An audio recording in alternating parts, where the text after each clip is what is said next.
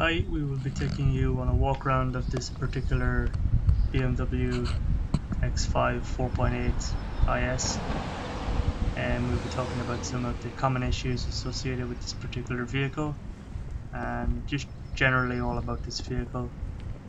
I hope you enjoy, and please subscribe to my channel.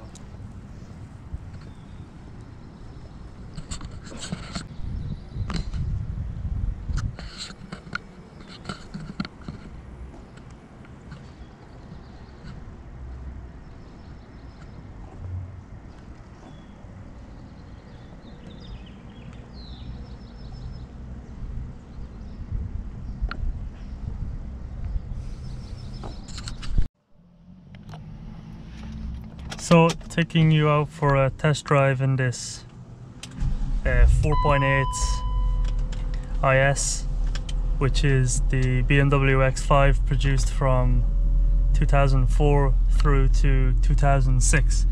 This particular model is the IS, which features the 4.8 V8 engine. It's the N62. Features on this one include air suspension, which is fully adjustable. It's not adaptive, but it's got adaptive bi-xenon lights. It's got electronic memory seats, and it's got electric tilt and telescope steering wheel, which is leather, multifunctional, and it's got the heated steering wheel feature as has heated seats front and rear. This particular one has got the staggered wheel configuration, which kind of makes for a very sporty drive. Pretty comfortable, particularly at lower speeds, and then on the motorways or highways it sits very comfortably at anywhere from kind of 80 miles per hour and 100. It sits in very nicely indeed. Ownership of this vehicle I do recommend. However, maintenance, as with any vehicle, but more so with the BMWs, is critical. Particularly with these engines, it's a recommended 5,000 mile oil change interval, which is of paramount importance if you want to have kind of trouble-free motoring. MPG, not by any means super, but you'll easily get between 18 and 24 to the gallon, depending on how you drive. Which, if you're in the US, is not bad. Main issues with these N62 engines would be the alternator bracket seal. That's the seal that sits between the alternator and the engine block, and when that seal fails, it will just pump oil everywhere, and if you're not careful you'll blow up the engine. Now, having said that, I'm at 216,000 miles, and I replaced the seal on this one at 215,000 miles, not because it was broke or compromised, but because I just wanted to do it anyways. Now, a lot of people will say the valve stem seals are notorious on these engines. That's probably true, but it is only true if the engine is not serviced. So if you follow what BMW says and you change the oil every, I don't know, whatever it is, 15,000 miles, yeah, sure, you'll probably end up having to replace the valve stem seals. And you know, where you sit at a traffic light idle sort of for any more than 5-10 minutes, and you accelerate away and you've got a big cloud of black smoke behind you, or whatever color smoke it is. Again, this is at 216,000 miles. Had 5,000 mile interval oil changes. I've had no issues. Main things that, okay, rest of the stuff is the valve cover gaskets and the front timing chain cover gaskets. they'll need to be replaced. Pretty simple, pretty straightforward.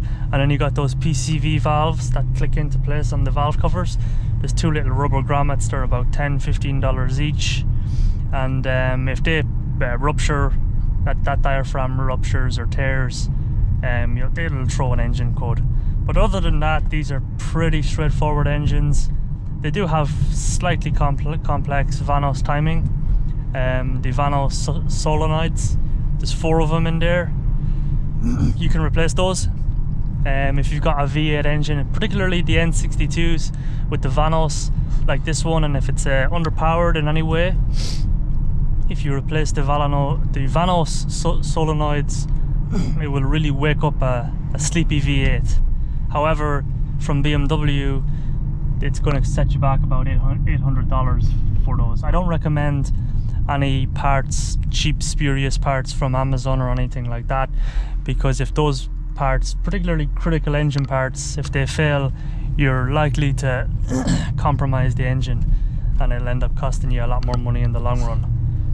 Other issues, electric window regulators, they tend to go out. Then there's these plastic clips on the bottom, they'll break, but they're pretty cheap, and again very easy to replace for anyone that's got a basic knowledge with a set of spanners or wrenches, whatever you want to call them. What else? So you got the regulators. Oh yes, the door handle carriers.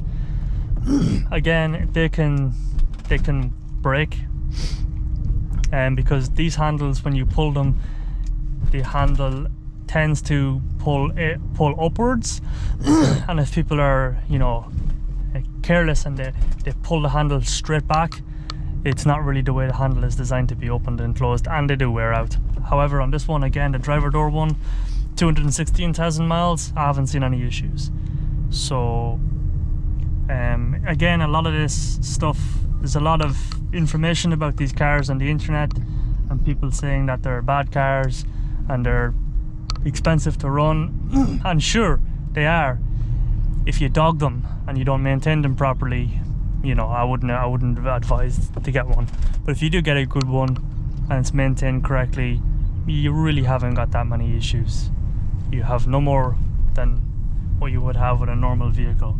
Now, things like door handle carriers and components like that, I would only replace those with genuine BMW parts. I would not recommend anything from Amazon or China. That just simply will not work. It's a waste of time and money. A lot of parts like that are, so particularly if you're going to replace any of the suspension components, you know, go for a high quality replacement. Don't skimp on a cheaper replacement. You think you're going to save yourself money, but in the long run, that cheap part will, you know, if it's a suspension component, it will squeak, you make noise, you won't be able to get the vehicle into the correct alignment specifications, etc. So, you know, and as well as that, if you're going to replace one corner, you may as well do the other corner, unfortunately.